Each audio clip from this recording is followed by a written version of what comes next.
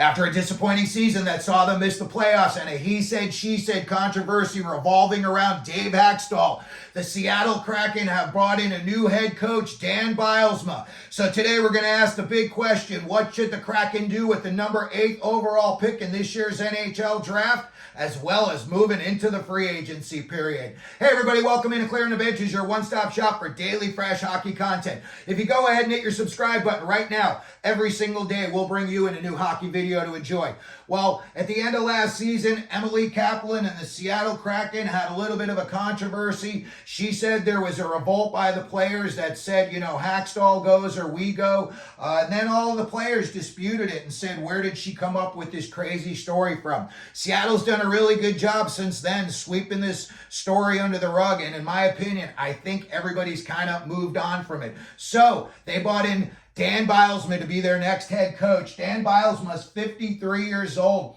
Most recently, he was the head coach of the Coachella Valley Firebirds of the AHL. He was the head coach for the Pittsburgh Penguins 2009 to 2014. He won a Stanley Cup as the Penguins head coach in 2009. 2 years later, he won the Jack Adams Award as the NHL's best coach. He was hired by the Buffalo Sabres in 2015 to be their head coach and only lasted a couple of years. He was gone by 2017. He's got a very impressive head coaching record.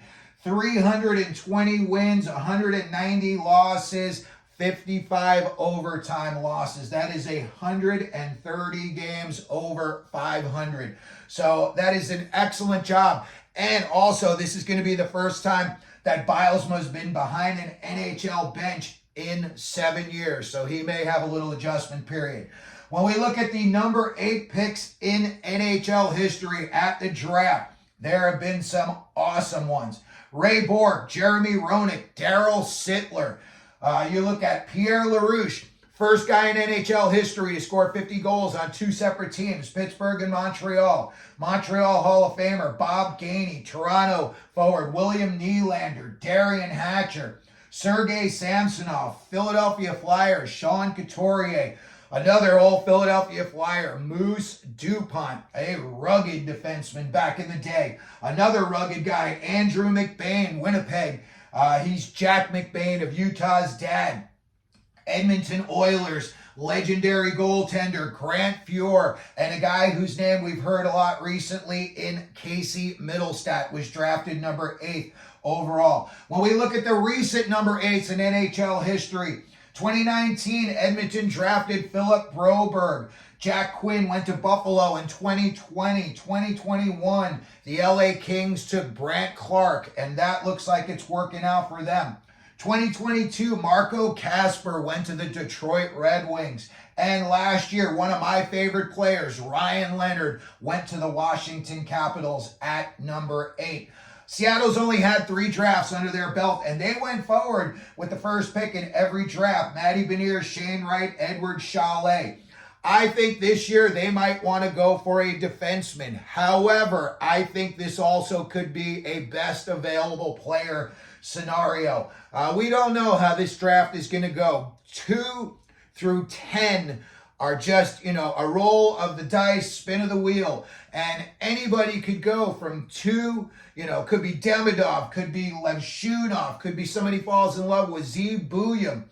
Really, nobody knows. NHL GMs don't know. Presidents don't know right now. Guys don't even know who their own team is going to pick. So with about a month left, we got a lot of answers that need to have been brought to the forefront before that all comes, to the draft day. So when we look at the number 8 pick this year and some of the players that are available, I think they should go with a defenseman.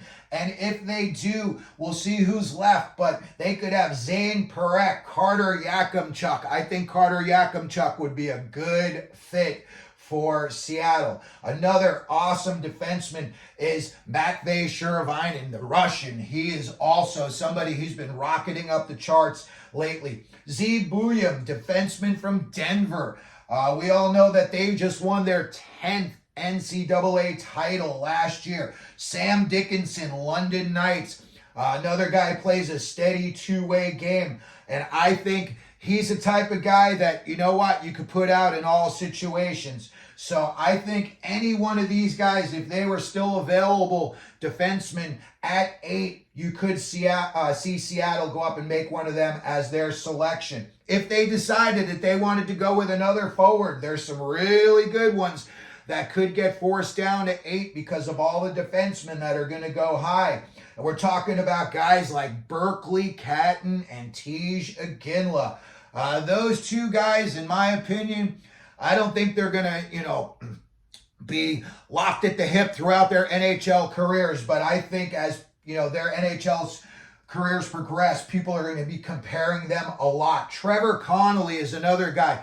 Just skills, coming out the wazoo, but he needs to make some better decisions both on and off the ice. But again, he's just got a crazy skill set. And again, people fall in love with a certain player and they say, I don't care what he's got going on. We can fix him.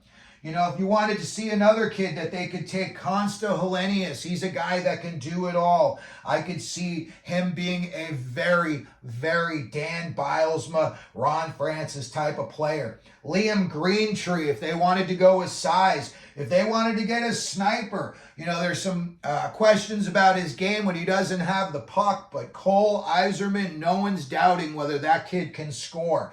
Beckett Seneca, another name that's been rising up the charts lately. He's another big-bodied kid.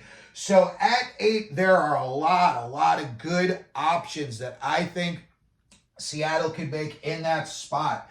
When you look at their current lineup and what they've got going on right now, they've got some guys on that team that are making way too much money for the amount that they are producing or not producing in some guys' circumstances. Andre Burakovsky, he had 16 points this year, 1-6. He made $5.5 million. Jaden Swartz had 30 points, and he made $5.5 million.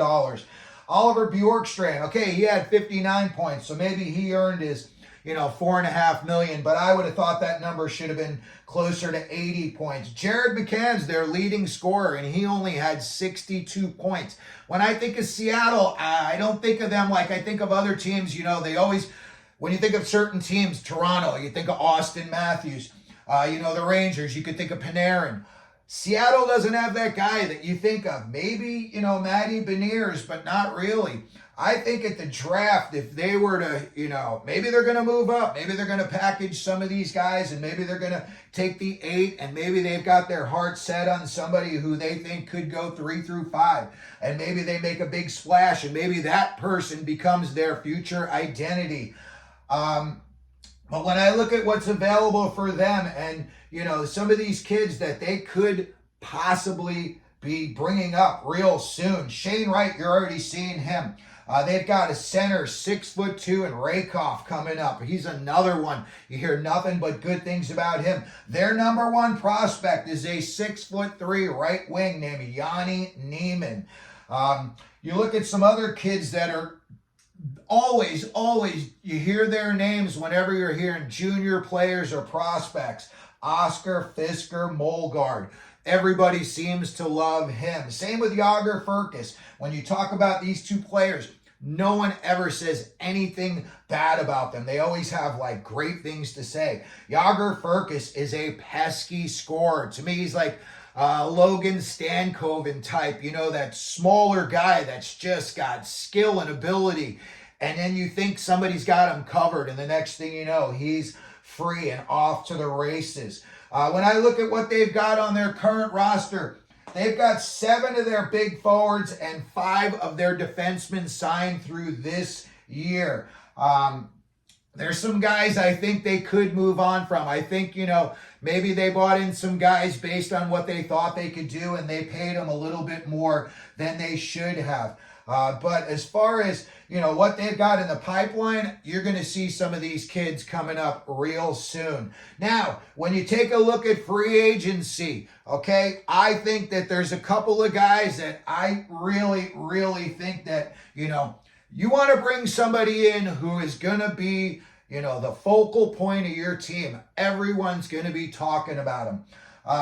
There's free agencies, there's guys like Steven Stamkos. Do I think he's going to go to Seattle? Probably not. But you know what? If they waved a bag of money in front of him, you never know. Another guy that I look at is Elias Lindholm.